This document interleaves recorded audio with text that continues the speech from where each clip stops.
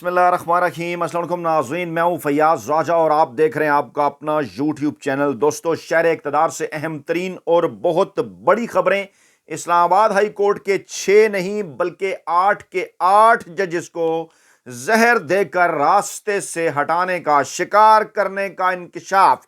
अहम तरीन मामले में इस्टेब्लिशमेंट की धमकी का भी जिक्र। काजी फैज ईसा साहब के यूट्यूब चैनल का बड़ा इंकशाफ, सबसे बड़ी खबर जिसने शहर इक़्तिदार के अंदर थरथली मचा दी, रखने जा रहे हैं जनाब आपके सामने। लेकिन पहले वीडियो का आगाज करेंगे। हम आपके सामने एक वीडियो क्लिप रखेंगे अपने एक इंतहाई अजीज दोस्त जनाब अहमद फराज साहब का, और उनकी एक नई नज़म पाकिस्तानी अदलिया के हवाले से सामने आई है, क्योंकि मामला अदालतों के हवाले से है, 8 जजेस को जहर दिए जाने के हवाले से है और इस्टेब्लिशमेंट की धमकी के हवाले से है। उस पर भी एक वीडियो आपके सामने रखेंगे। काजी साहब के यूट्यूब चैनल के हवाले से है, तो इसलिए फिर अदलिया के हवाले से जिन बड़ी खबरों ने शहर इक़्तिदार के अंदर थरथली मचा रखी है, ये वीडियो आप तक पहुंचाना, आपको दिखाना अज़हद जरूरी है।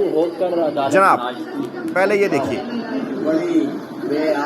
बड़ी बेआबरू होकर अदालत नाचती है, न जाने किन इशारों पर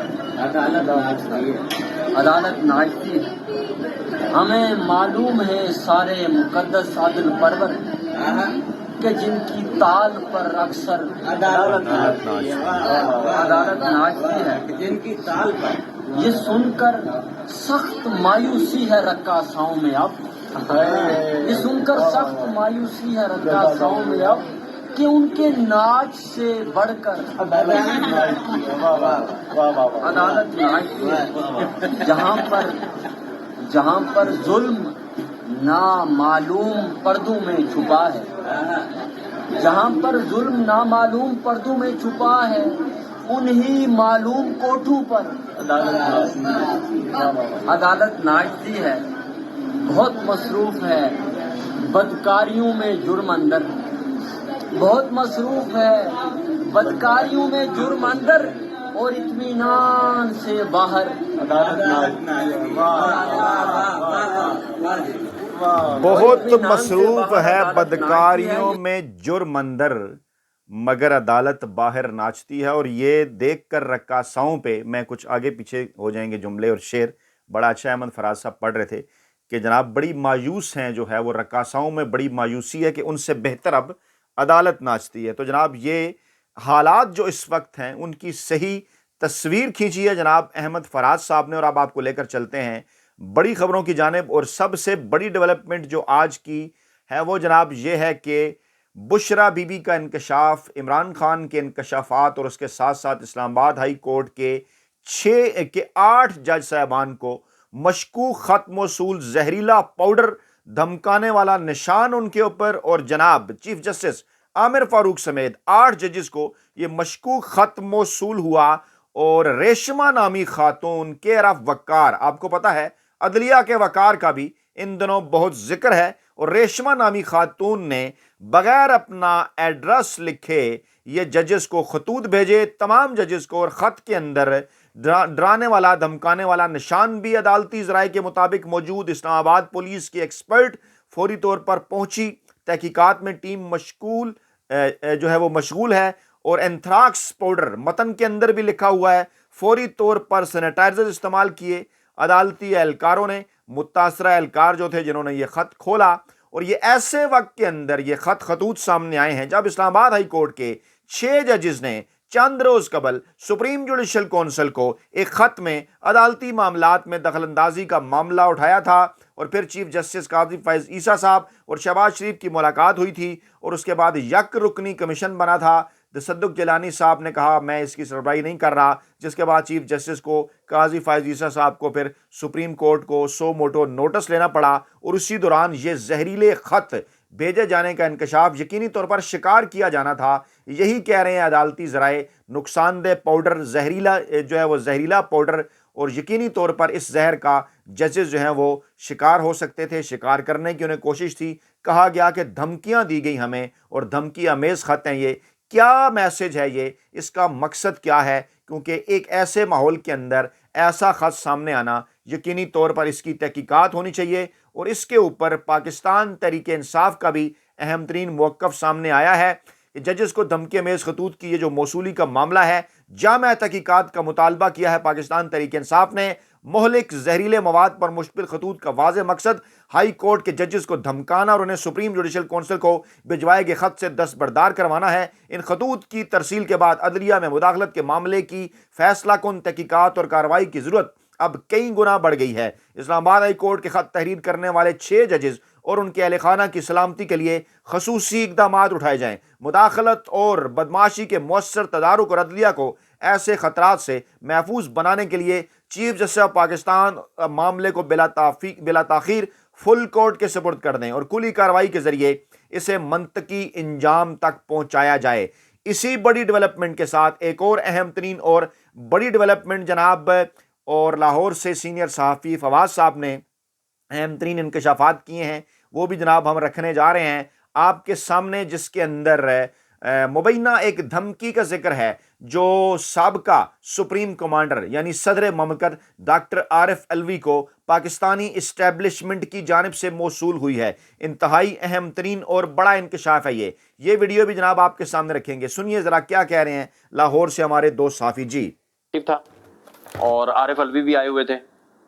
عارف الوی صاحب سے بات کرنے کا ہمیں موقع بھی ملا، ان سے پوچھنے کا موقع بھی ملا کہ آپ کو تو اڈیالہ جانے کی اجازت نہیں تھی، بطور صدر پاکستان یہ اڈیالہ نہیں جا سکتے تھے، اجازت نہیں تھی، صدر پاکستان ہے لیکن اڈیالہ نہیں جا سکتے تھے۔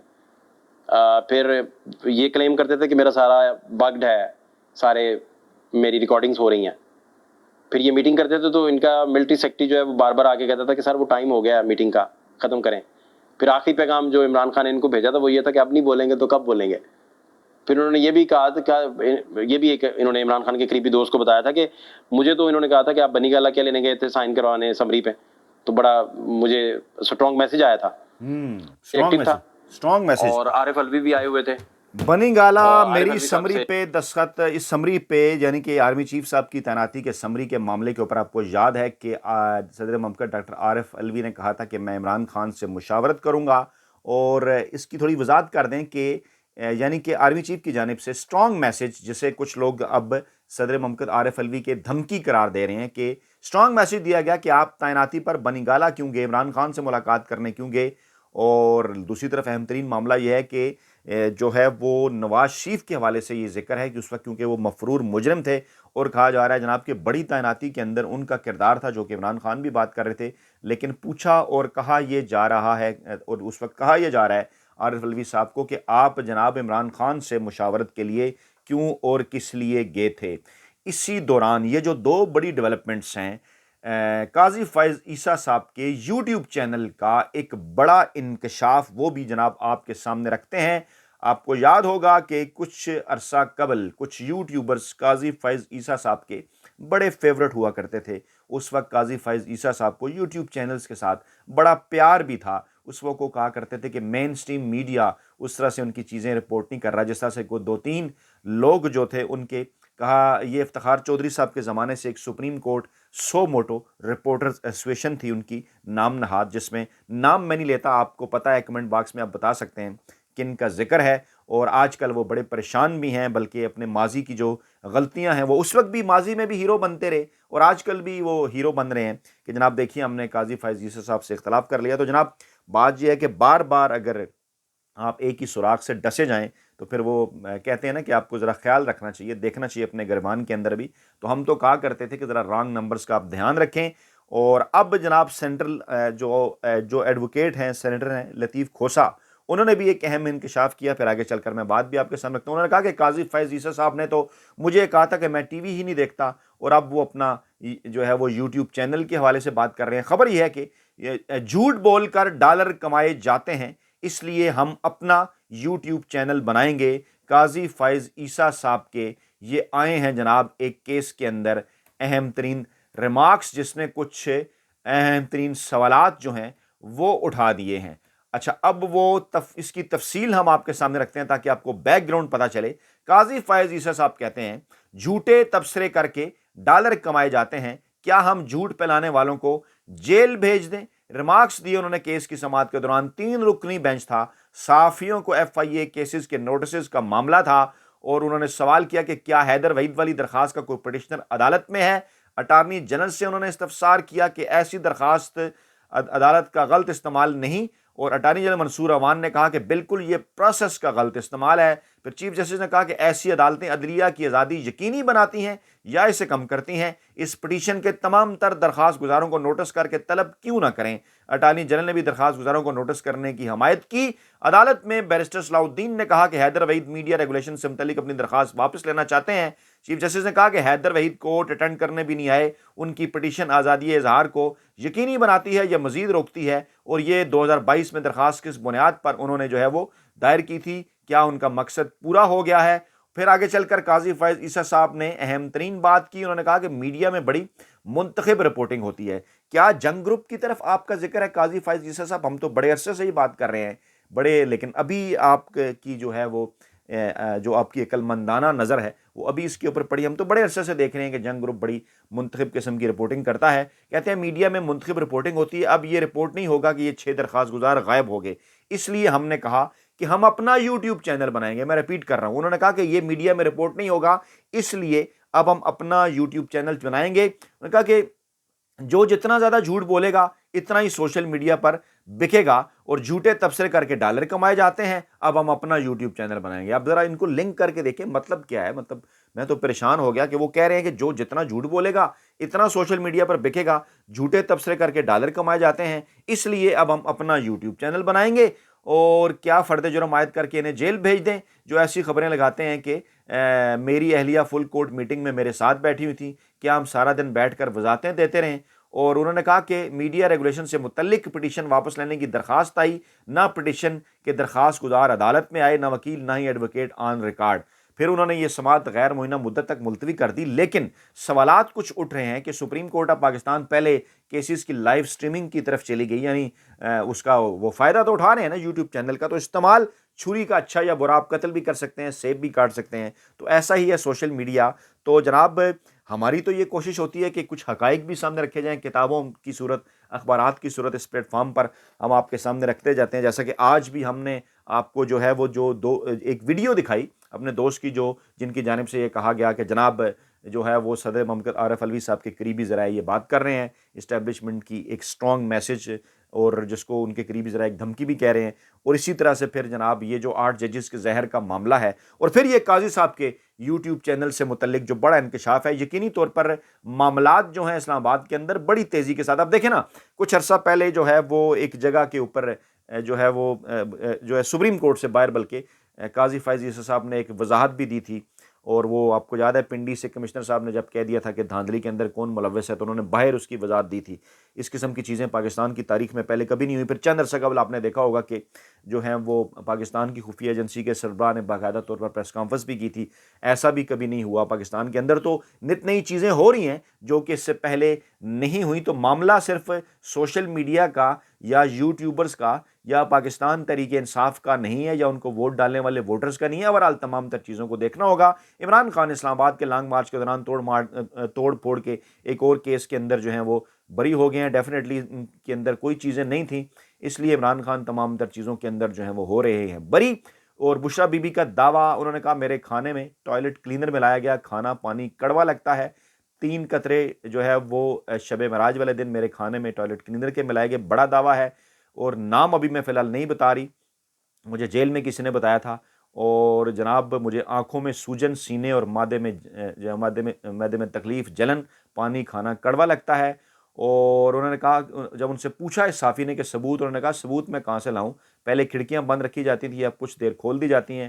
اور عمران خان نے بھی عدالت سے مطالبہ کیا کہ بشرا بی بی کا جو معائنہ ہے وہ شوکت خانم کے ڈاکٹر سے کروایا جائے۔ پھر عمران خان نے بھی اہم ترین انکشافات کیے، انہوں نے کہا کہ بنی گالہ میں زہر دیا گیا، بشرا بی بی کو ان کی جلد اور زبان پر ان کے نشانات پڑ گئے، اور کچھ اور دیگر انکشافات بھی عمران خان نے کیے اپنی گفتگو، جو کہ میڈیا کے اوپر رپورٹ نہیں ہو رہی، وہ بھی جناب ہم آپ کے سامنے رکھیں گے۔ اور عمران خان نے کہا کہ میری بیوی کے ساتھ جو کیا گیا وہ انتہائی خطرناک ہے، شہباز شریف کے خلاف تمام گواہان ہارٹ اٹیک کی وجہ سے مارے گئے، چند ماہ میں سب کی موت ہو گئی، مجھے ڈرانے کے لیے بشرا بی بی کو زہر دیا جا رہا ہے، بشرا بی بی کو زہر دیا جائے گا تو کیا میں خاموش بیٹھوں گا؟ اور پھر ایک اور بڑی ڈیولپمنٹ یہ ہوئی کہ عمران خان نے شیر افضل مروت کو ملاقاتیوں کے لیے مقرر کیے گئے فوکل پرسن کی فہرست سے نکال دیا ہے، یعنی شیر افضل مروت اب فوکل پرسن نہیں ہوں گے۔ اس پر بھی آپ کے کمنٹس چاہیے۔ فوکل پرسن جو نئے انہوں نے منظوری دی ہے اس میں سینیٹر شبلی فراز ہیں، بیرسٹر گوہر ہیں اور عمر ایوب صاحب جو ہیں وہ فوکل پرسن اس حوالے سے مقرر کیے گئے ہیں۔ تو جناب یہ تھیں آج کی تازہ ترین اور بڑی اپڈیٹس۔ اپنا بہت خیال رکھیے گا، دعاؤں میں یاد رکھیے گا۔ نئی ویڈیو کے ساتھ جلد حاضر ہوں گے۔ اللہ نے کے بعد۔